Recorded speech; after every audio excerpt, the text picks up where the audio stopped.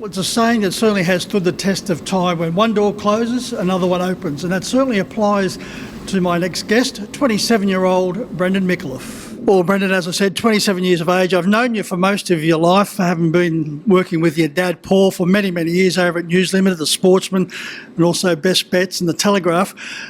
As I said, one door closed, but you decided you'd open another one. Yeah, so over COVID, I was stood down for 3 months in the end, and I was like, well, what can I do with my time? And decided to start my business, which is BPM Bloodstock. And yeah, so I syndicate horses, buy them across from New Zealand and race them over here in Australia. And one good thing when you're trying to syndicate horses is to have immediate success. You've had that with Chubby Checker and also Longaville. Yeah, so Chubby was has been our latest purchase. He's done a terrific job. He was 4 from 4 before tonight, and he's just 6 weeks back from a bit of a freshen up, so he probably needed tonight's run. And Longaville, we actually got him late last year, and he's just taken a bit of time, had a few things go wrong, and we saw the best of him last Tuesday, so hopefully can reproduce that on Tuesday. Well, Brendan, what was the process as far as getting Chubby Checker was concerned? I've had really good success with the owners. Part of what I believe is, giving the owners the best experience possible. And so when I was looking, suggested buying another horse, I had a lot of owners jump in, and it gave me a lot of confidence to know that they'd come on in. And yeah, so once he come across, I spoke to Jack and said, look, I was looking for another trainer to partner up with, and Jack and now has been terrific. And yeah, so I suppose that was the start of it. And he come across and Jack kind of said, oh, you've got a nice horse. And I thought, oh, this is good. And after what he did in his second start, going 25-8 on his own from the back of the field, we were all shocked after that. And so yeah, no, he's doing a really good job for us.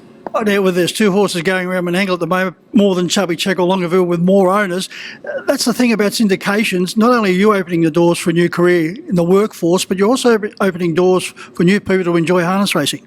Yeah, I mean, I'm a big believer that we really need to push syndications in the sport, because I mean, I was at the owners forum today, and I think I was the youngest person by about 30 years, and I think we need to get more young people involved, and I think syndications is the way, given I suppose the rising cost of living. It's harder and harder to get people to buy a horse outright. So if they can enjoy the thrill for a small fraction of the price, then I think it's fantastic, and it's a way to get more people involved in the sport. And you are creating interest not just here at Club Menangle, but also Newcastle, and also you're getting some feed back from Victoria. Yeah, it's been terrific. I'm about to send off an email to the Newcastle club about a few ideas, and it's been interstate, so it's been terrific. And it's not just about racing horses. You come to the Club Menangle venue, taking it for an example tonight or during the course of the day over Tuesday. It's a great way to catch up with friends and have a good time.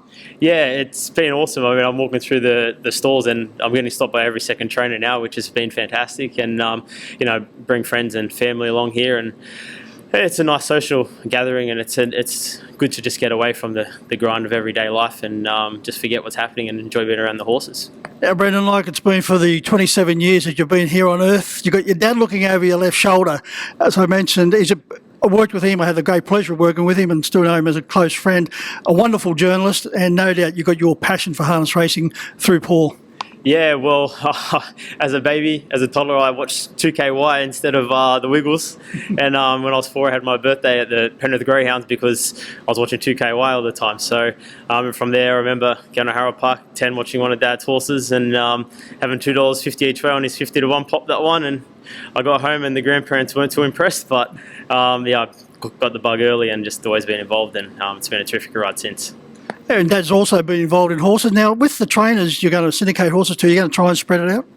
At the moment, we're across a couple. So we've got Simon Alou out at Penrith, and Jack Trainer and Jason Grimson in their own right.